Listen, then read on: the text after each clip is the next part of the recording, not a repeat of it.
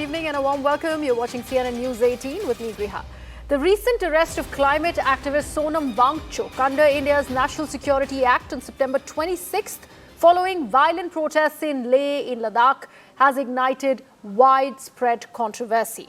Wangchuk, a key figure in the movement demanding Ladakh's inclusion in the 6th schedule and full statehood, was detained amid allegations of inciting unrest and potential anti-national links, claiming these claims, by the way, are being vehemently denied by his supporters. They say that this is a tactic to silence peaceful advocacy. On the other hand, proponents argue the arrest is a necessary measure to maintain public order in a strategically sensitive border region. On the other, critics see it as an overreach that stifles democratic dissent and exasperates local grievances. Let's open today's debate up on a pressing issue at the intersection of national security, regional autonomy, and civil liberties.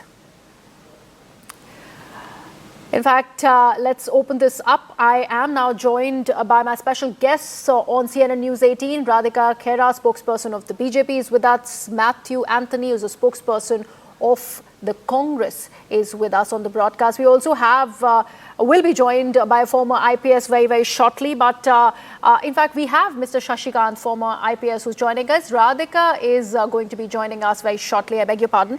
I'd begin with the spokesperson of the Congress, Matthew Anthony. Matthew, what do you see happening here? Sonam Wangchuk arrested under the NSA. There were certain interviews that he was a part of. Because remember, there was an accusation that was leveled by the Bharatiya Janata Party against your party, claiming that it was the Congress and its role that incited the kind of violence, the incidents of arson that we've seen. A claim that is being denied by not just your party, but even Sonam Wangchuk went about saying that Congress doesn't even have that kind of a clout in the region to do such a thing. Priha, good evening to you and everybody. Let's also analyze the fact that Sonam Wangchuk supported whom?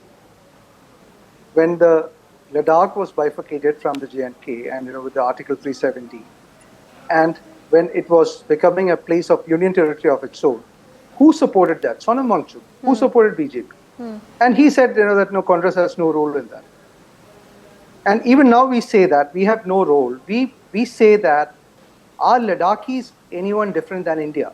Why is the central government going back on the promise given to them, on which they are striking? They gave it in their manifesto in commitment in 2019, and that's what it is. When they did this, they gave it in commitment that they will give Ladakh a full union territory and the 6th schedule. Where is the 6th schedule? And then you are taking the beauty out of such a pristine place, and now you're oppressing the people and saying that the national security is in danger by taking the control in the center. My question is, are Ladakhis not Indians for you to doubt them? Are Ladakhis more good than any other Indians to protect their place when there is a security issue? Where is the trust of the central government on them? Then they say that no, there is development. Are you buying to put funds for freedom? That is a question which you are asking. And then when Sonam Wangchuk's father did a similar protest for the Ladakhi rights, Prime Minister Indira Gandhi was there and there was dialogue. And where is the effort from the government of India or from Modi and Shah, who does everything for votes, and after that who forgets everything? Where is the effort from the central government to do a dialogue? But they did mention that they were supposed to be having a conversation on 6th of October. That was the date that was put out. But even before that could happen, these protests turned violent, and it was under the incitement of what they claim Sonam Wangchuk, who is the most influential voice in the area. So I'm also asking you the same question back. They don't have the trust because Amit Shah himself has promised it long back in 2023. In 2024 also he kind of made a promise. And then where is the promise and where is the delivery? So that's where the issue is. There is no trust in Ladakhis to trust the central government. And that's why, and I don't know whether Sonam Wangchuk has made any kind of a speech, a flaring speech like that, or incited a violence, but we don't believe so, because if he had to do that one, I think he would have done it much before. Which is what he's also going on to claim. In fact, on that note, I'd like to bring Mr. Shashikant in. Mr. Shashikant, we've had the Ladakh DGP come on record. He speaks about a Pakistan press information officer who's been taken into custody along with certain incriminating evidences. He speaks about Sonam Wangchuk traveling to Pakistan. How did he even attain that visa is the big question that is now doing the rounds. Secessionist ideology. These are the statements that are doing the rounds after that interview also has come to fore. What do you make of this national security threat and the arrest of Sonam Wangchuk under NSA? So first of all, I would like to rebut one of the statements made by the Congress spokesman. He said, our Ladakh is not Indian nationals. Blatantly wrong. I really condemn and criticize this kind of statements. All of us are Indians, and if anybody tries to sort of forces us to say any other thing, that's acting against the national interest. Secondly, as a police officer who has also worked in several intelligence agencies, I feel that is a situation which has been blatantly mishandled by the police as also by the central agencies. Okay. If Sonam Wangchuk had gone to Pakistan, and if, like they say that his lab, this Leh Book Council, whatever it is, they have been getting substantial funds. Was the intelligence, local intelligence, special branch, and central agency were they sleeping? And I know from my experience, whenever youth get accumulated in such place, some of the youth who have a reward for temperament, they always indulge into violence. This has happened all over the country. Nobody can say that it was some foreign agent. It had the local government and the intelligence agencies, both central as also the districts. Okay, Mr. Shashikant, there is some problem with your video link. We'll have that repatched. We'll have that corrected. We also have Radhika, who's now joined us on the broadcast. Radhika, I'd like to bring you in over here. There were certain comments that have been already made by the Congress spokesperson. Now, he talks about the fact that there is a fair amount of disgruntlement amongst every Ladakhi because there was a promise that was made on part of the Narendra Modi government, on part of the Ministry of Home Affairs, of the inclusion of Ladakh in the 6th schedule, also that full statehood that is being demanded of them. And despite that promise, when it was not met, the disgruntled youth came out on the streets. Why then go ahead and make a fall guy out of Sonam Wangchuk, and that too arrest him, and that too under NSA? Am I audible? Yes. Okay, national security is non-negotiable, especially when violence erupts in any part of the country, whether it is Ladakh or any state for that matter. And the government has no option but to act firmly. This is why Sonam Wangchuk has been slapped with the NSA, not for dissent, but for provoking mobs, inciting violence, and openly inviting foreign intervention into India's internal matters. And no Indian, let me repeat, no Indian, whether it is Generation Z, Generation X, or our generation or the generations before us, will accept this.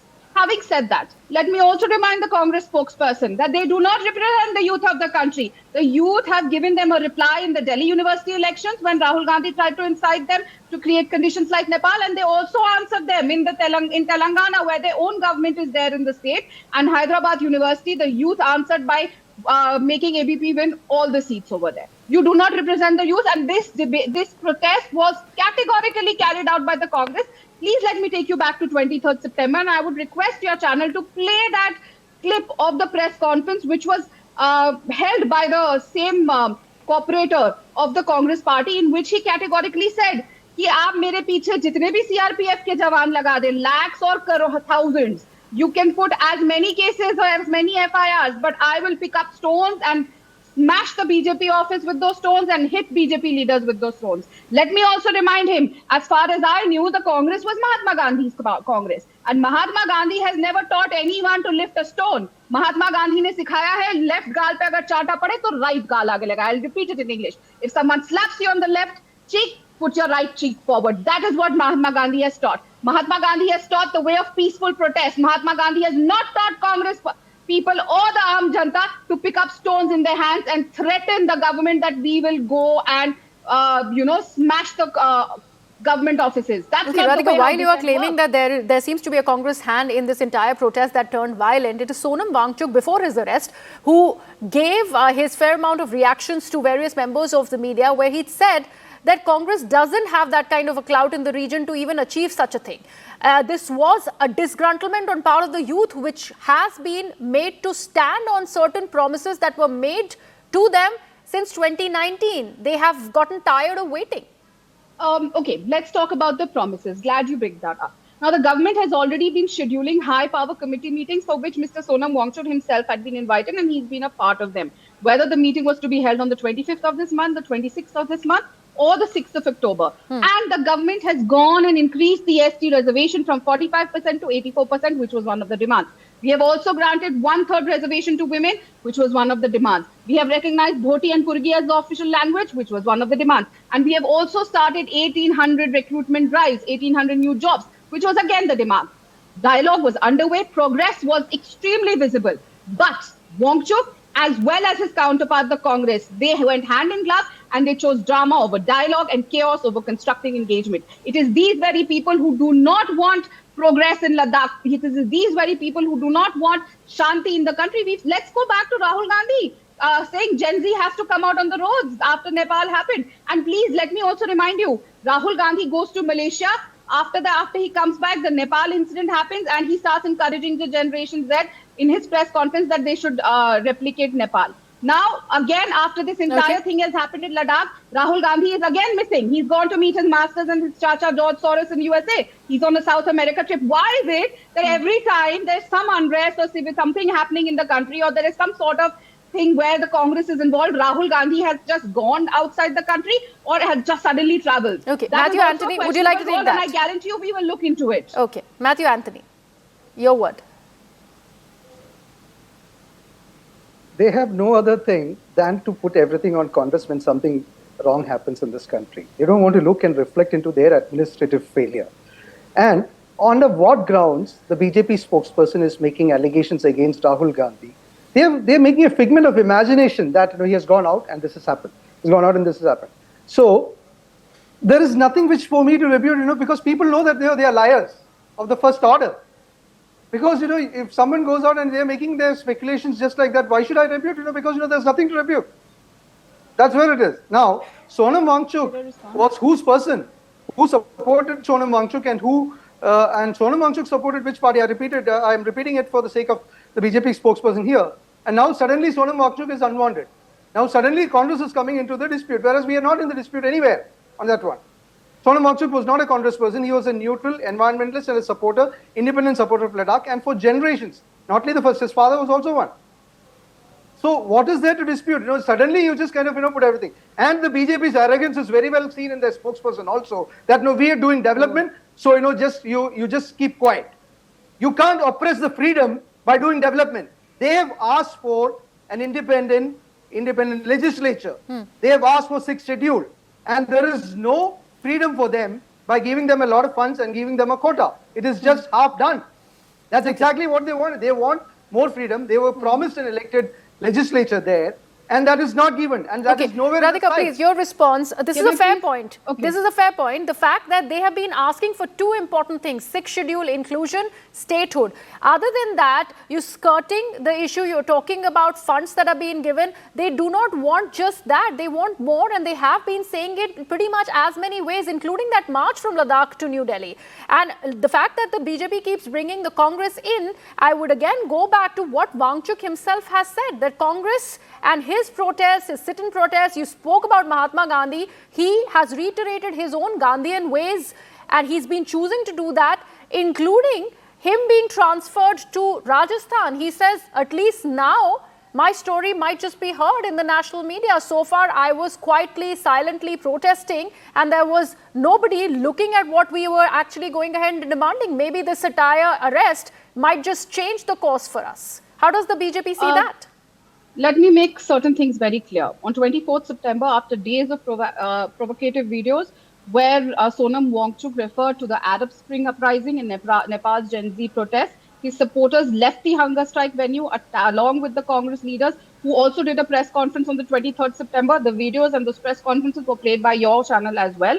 And they attacked the political party office, torched vehicles, injured over 30 policemen and CRPF personnel, and set public property on fire.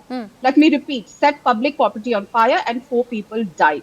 In the middle of this chaos, instead of calming the situation, Mr. Wangchuk conveniently broke his fast and slipped away in an ambulance. Let me also remind you that this is not activism. It is agitation by design. His own video admission is damning. The fact that he earlier spoke in Hindi, and he said it in his video, I speak in Hindi so that foreigners don't understand, but now I will speak in English so that these videos can reach my funders abroad. I have funders in USA, and he had called out many of those countries. He was clearly calling out and informing everyone and threatening the country, look, I have deep state connections and I will get my funds from abroad. Why did he need funds from abroad for his agitation? If he's following Gandhian dialogue and the way Gandhiji protested, when did Gandhiji make a video in English and beg for foreigners to send funds over here? Is that how Gandhiji protested? This is not about Ladakh's welfare. It is about creating a global anti-India narrative and tapping foreign money in alliance with the Congress. And this is exactly why intelligence agencies are probing his links with a recently arrested Pakistani intelligence operative and his appearances at a dawn event in Islamabad. The dots are connecting and they point towards a deep state agenda and not grassroots leadership. Okay, also, Mr. Shashikant, I want you... one thing very quickly. Sure. Now, so they want, Sonam Wangchuk wants Ladakh to be declared a state with just 3 lakh population and 3 Lok Sabha seats. He wants complete autonomy under 6th schedule. Meanwhile, please let me also remind you, what is the population of Chandigarh? 13 lakhs, Puducherry, 16 lakhs. So everything has to go in consideration. Just because the Congress party wants something and what the people of Ladakh want, we will give them. But that can only be done by dialogue. And let me also tell you, the Congress and Mr. Sonam Wangchuk are trying to malign the normal people, the general population of Ladakh by saying that they are the ones who took part in this. No, we are saying this with utmost responsibility. And the Home Ministry has come out. So is that an unfair demand? Is that the BJP stance? Is that the government stance? Is that an unfair demand? We have not said it's an unfair demand. Please listen to what I said clearly. Yeah. I said that we will give the people what they want, but everything has to be done by discussion, which is why we gave them the reservation. We increased the ST reservation. We increased the women reservation. We got the 2 languages as the language. We also started the 1800 jobs. Okay. I have to bring in Mr. Shashikant. His video link is now fine. Okay, I need to get in an FCRA word, an accusation that has been made by the government of the centre. Mr. Shashikant, what do you make of these accusations? Because Mr. Wangchuk has also responded to these accusations of foreign funding. He's spoken about how his organization has never gone on to accept foreign funds. He has gotten that invite because of the kind of things that he has been associated with, and that is the reason why those invites for study and everything has come in from places like Europe, Switzerland and various other places that he's mentioned. What do you make of these allegations concerning FCRA violations? Well, ma'am, when I was looking, I'll go refer back to my time in the intelligence agencies. We always monitored, and I'm sure we still monitor all FCRA transactions. And if there is any doubt, immediately we take action, number 1. Secondly, yes, like I said, to me, it's basically more of a law and order problem, which is being politicized. Tell me one thing, there have been disturbances in Delhi, in Bihar, all over the country. At how many places this NSA was invoked? So yes, there can be certain reasons. We are not proud, we are not aware of it, whether the Pakistani person was arrested or not. If there is some proof, because this particular issue is people globally are aware of it. If there is some solid evidence, that arrest has happened. That arrest has happened. We've had an interview of the Ladakh DGP. He's come on record. He's speaking about those incriminating evidences of the press information officer from Pakistan, who Mr. Wangchuk was in touch with. So far, that's where the investigation stands. But the kind of what even Radhika was mentioning about this dawn event. So all of these things are being probed against Mr. Wangchuk. Yes, there should be probed, and the results should be made aware, should be given out to the public at large. Yes, why not? Why should we give a chance to people to accuse the government that they were trying to mishandle the situation? If he's been arrested, fine, that's a big achievement. Yes, give it out to the public, give out a press statement, government of India should give out the president that this is the guy who was trying to cite the trouble out there. The same thing happened in Nagaland and all those things. And talking about the 6th schedule, yes, this is also a border area. Almost the same kind of situation which are the Northeast. If Northeast states can be put under the 6th schedule, Why not this particular small little union territory? Where Okay, both so that were again union goes territories on to coming be the India. larger debate, but I would give the last word to Radhika. I really want to understand from you, Radhika, because there's one more accusation that is coming the BJP's way. Why put Sonam Wangchuk thousands of kilometers away in Rajasthan? Is it to deny him the legal recourse that will be available to him if he is in Ladakh or Jammu and Kashmir? I think this question also is does not. I'm really surprised at the question you're asking me. If we had to deny Sonam Wangchuk anything, we would have not let him protest. The fact that he's been on protest all these years is the reason, because we are open to dialogue. But no, we are not open to you burning the state down. We are not open to you killing people. We are not open to you to inciting violence and inviting an Arab Spring uprising or a Nepal Gen Z protest over here. There is no negotiable, nothing that we will not compromise with the national security of the country. You are actually welcome to put out your dissent, and our country has been protesting. Like I said, if you follow Gandhi's way, you would not be doing this. Okay, so dissent is okay, but not at the cost of national security. This is the word that's coming in from the Bharatiya Janata Party. I'd like to thank all my guests for joining us. That's all the time that we had on this debate. I'd have to wrap it up at that. We go into a very short break. News and updates continue on the broadcast.